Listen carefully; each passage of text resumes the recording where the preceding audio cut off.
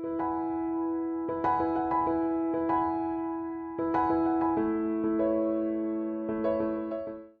hello everyone. Thank you for joining me. I'm really excited to be here today because what we bring to you now is the real feel of the project and the situation in India in the pandemic times. I have with me Lakshman Garu sir from the project SVK. I also have with me from India team Pooja and Sunil, who are my colleagues who are working out of the Bangalore office in CRY.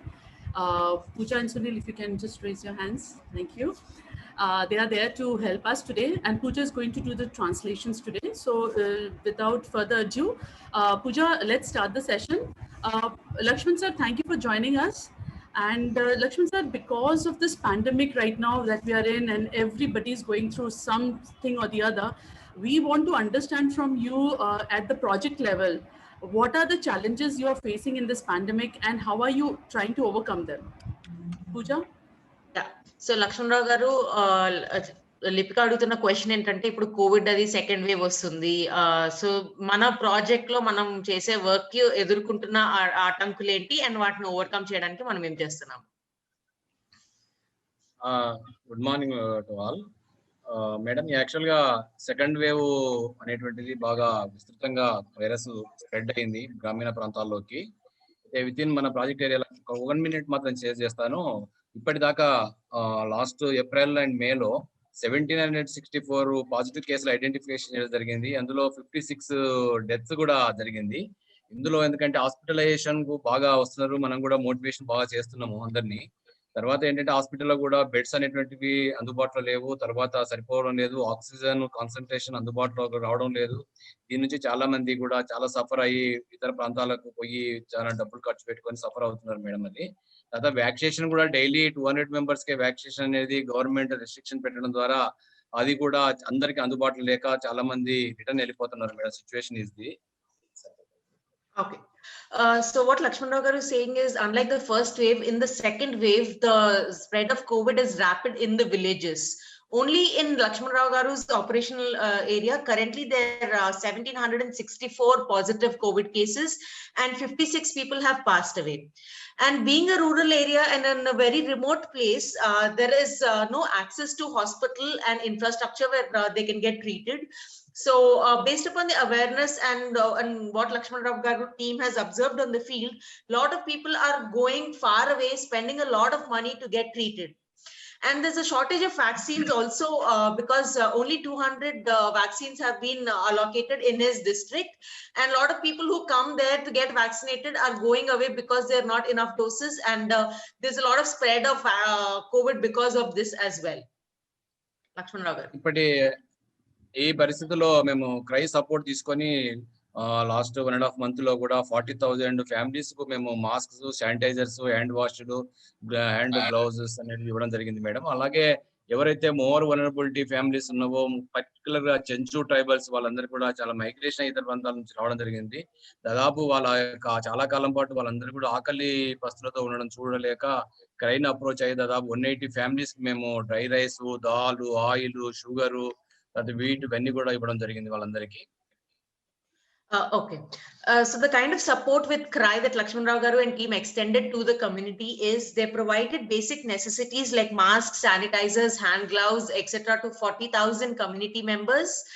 And while working with the communities, that is the Chenchu communities who are still considered as a primitive tribal group in the operational area of Lakshman Rao garu's team, they've identified this lot of these communities who have migrated, have come back, have been suffering with hunger. So with the support of CRY, they were able to provide dry ration for 15 days to 180 families in the Chenchu community. తర్వాత ఈ పరిస్థితులు ఏంటంటే Covid last year ప్రభావం నుంచే తేరుకోక ముందే మళ్ళీ second wave అనేది రావడం ద్వారా లాస్ట్ ఒక 2 months మాత్రమే స్కూల్స్ ఓపెన్ చేయడం జరిగింది. దాని నుంచి మనం అందరినీ మోటివేషన్ చేసి చైల్డ్ లేబర్ కాకుండా పిల్లల్ని బళ్ళు చేయించడం జరిగింది. అయితే మళ్ళీ సడన్ గా వచ్చినటువంటి కోవిడ్ యొక్క ప్రభావం వలన మళ్ళీ స్కూల్స్ అనేవి క్లోజ్ డౌన్ కావడం వలన పిల్లలు మళ్ళీ అగైన్ చైల్డ్ లేబర్ గా మారేటువంటి ఒక పరిస్థితి మేము ఒక ఛాలెంజ్ గా చూసేటువంటి పరిస్థితి ఉంది. ఎందుకంటే ఈ 1.5 వీక్ నే మేము ఈ మ్యారేజ్ సీజన్ ఇది మేలో ఈ మ్యారేజ్ సీజన్ లోనే ఓన్లీ మన ప్రాజెక్ట్ ఏరియాలో 13 మ్యారేజెస్ చైల్డ్ మ్యారేజ్ జరగడం జరిగింది. అంటే ఇది కంటిన్యూగా అలాగే స్కూల్స్ క్లోజ్ లో అయితే చాలా పెద్ద పిల్లల మీద ప్రభావం చూపేటువంటి పరిస్థితి ఉంది madam. Okay. So what Lakshman Rao garu is saying that because of during the first wave, they've observed that there was a rise in child labor from 75 to 675. But when the school started in February, they were able to mainstream all these children back to school. But due to the second wave, the schools immediately shut down, and there's a risk of all these children going back to child labor. And there's also a high risk of child marriage. What Lakshman Rao garu is saying that in the last 2-3 weeks, May is the marriage season in Andhra currently. So in the last 2 weeks, they've observed 13 instances of child marriage. They were able to prevent some, but the instances and the risk of child marriage and child labor is increasing because of the closure of school continuously for almost 1.5 years now. మేము last year యొక్క అనుభవాలను దృష్టిలో పెట్టుకొని ఈసారి కమ్యూనిటీలో ఈ Covid యొక్క virus spread చేయడం అనేది తగ్గించాలనేది ఒక ప్లానింగ్ చేసుకోవడం జరిగింది. దానికి ముఖ్యంగా కమ్యూనిటీలో గుర్తించింది మేడం ఒకటి అవేర్నెస్ అనేటువంటిది బాగా క్రియేట్ అయింది లాస్ట్ ఇయర్ గా. అందుకే ఈసారి ఏంటంటే లోకల్లో ఉన్నటువంటి ఏదైతే పాత ఓల్డ్ బట్టలు ఉన్నాయో వాళ్ళ దగ్గర ఆ బట్టలన్నిటి కూడా వాళ్ళు మాస్క్ యూజ్ చేయడం జరుగుతుంది. దాన్ని గుర్తించి వాళ్ళకి మాస్క్స్ యొక్క రిక్వైర్మెంట్ చాలా ఉంది అనేది కూడా మేము గుర్తించడం జరిగింది. అలాగే హాస్పిటల్కి వచ్చిన తర్వాత వెంటనే వాళ్ళందరికీ ట్రీట్మెంట్ చేయడానికి కావాల్సిన రిక్వైర్మెంట్ హాస్పిటల్లో సరిపోవడం లేదు. దానికి చాలా హాస్పిటల్ అంటే బెడ్స్ అనేటువంటివి అందుబాటులో లేవు, తర్వాత ఆక్సిజన్ అందుబాటులో లేకుండా చాలా ఇబ్బంది పడుతున్నారు. కాబట్టి హాస్పిటల్లో ఈ ఇష్యూస్ మేము ఐడెంటిఫికేషన్ చేయడం జరిగింది. దీనికన్నా మనం అడ్రస్ చేయగలిగితే ఎక్కువగా పీపుల్ వైరస్ అనేది స్ప్రెడ్ కాకుండా ఎవరైతే పాజిటివ్ కేసులు వచ్చినా వాళ్ళందరినీ కూడా మళ్ళీ క్యూరింగ్ చేయడానికి అవకాశం ఉంటుంది అనేది కూడా గుర్తించడం జరిగింది. Okay. Based upon the awareness that was given during the first wave, Lakshman Rao garu and team have also given a second round of awareness in the 52 villages recently about vaccination as well. But what has been observed is there is still a shortage of masks.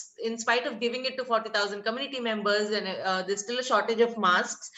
And it has been seen that the community members are still wearing old cloths that they have in the house. They're using it as masks. And there's a shortage because of which there's risk of becoming positive. Once they become positive, the hospitals, there's lack of oxygen and shortage of oxygen and lack of beds. So what Lakshman Rao garu is saying that if we can support the community in this aspect and provide them with the necessary materials, we can protect a lot of community members from becoming positive.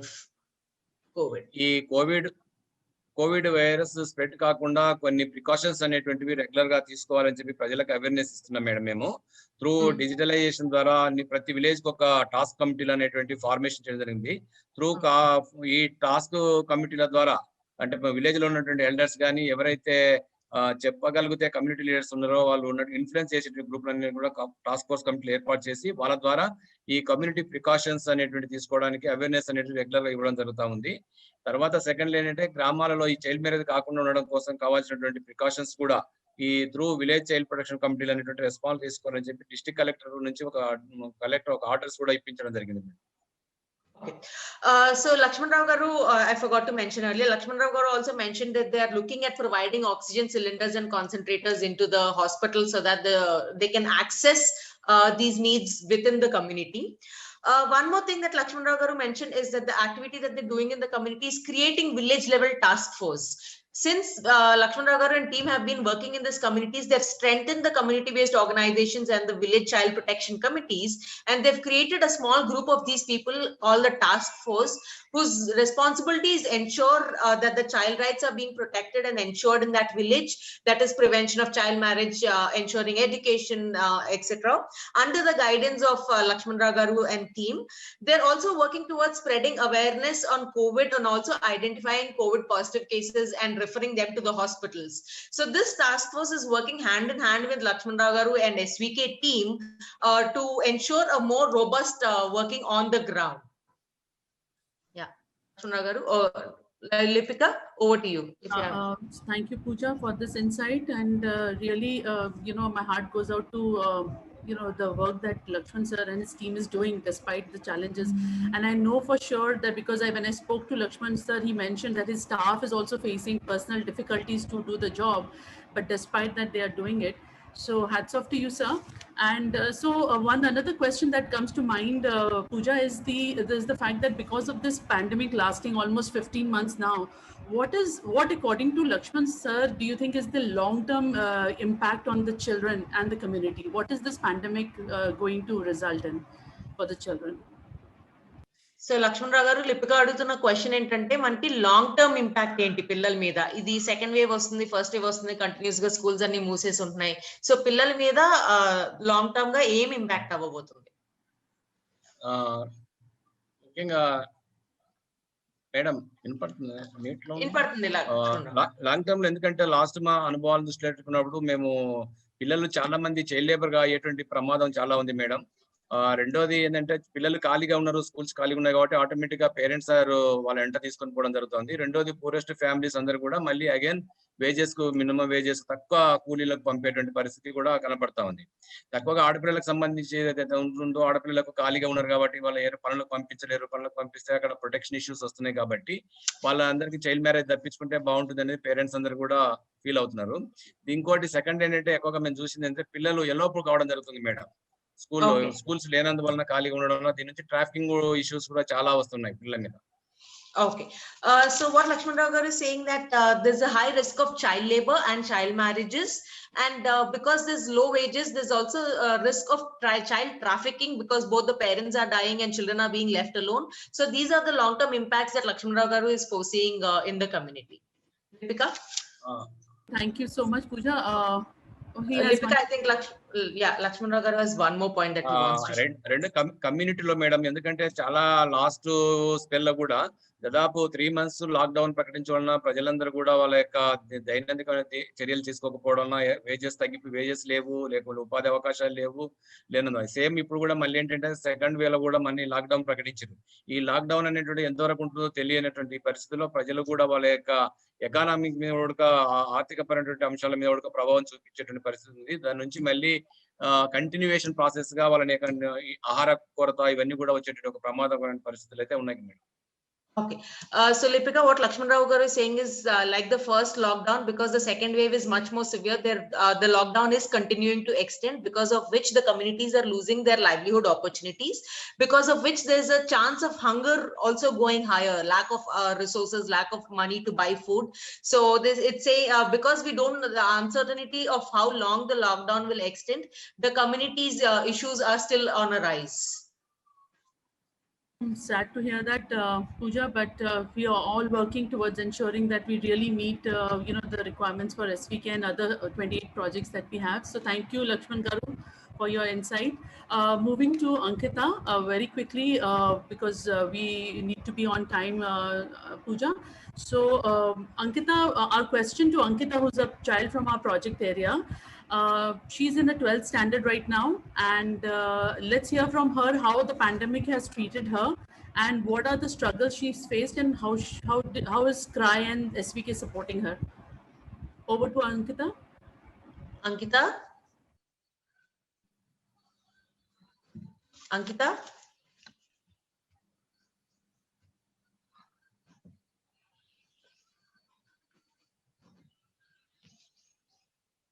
So till she joins, let me give you a brief about her. She was a victim, or she was about to be get married off at an early age before her 18, and SVK intervened, saved her, rescued her, and today, because of that rescue, she's today completing her 12th standard, and she wants to become a teacher, and she wants to give back to the same community, because she told me when I interviewed her, she told me that because there's a lack of good teachers also in the community, she feels that her skills will be better used by giving it back to the community, where other girls and other children can get educated through her. So it's a very noble thought. I was really touched.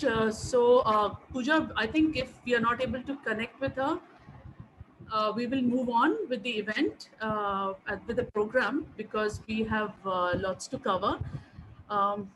Sorry, everybody, we could not connect with Ankita. We're having some technical problems. So over to you, Sunny. And before I say that, I would like to say one thing. Thank you so much to the project partner for joining us today.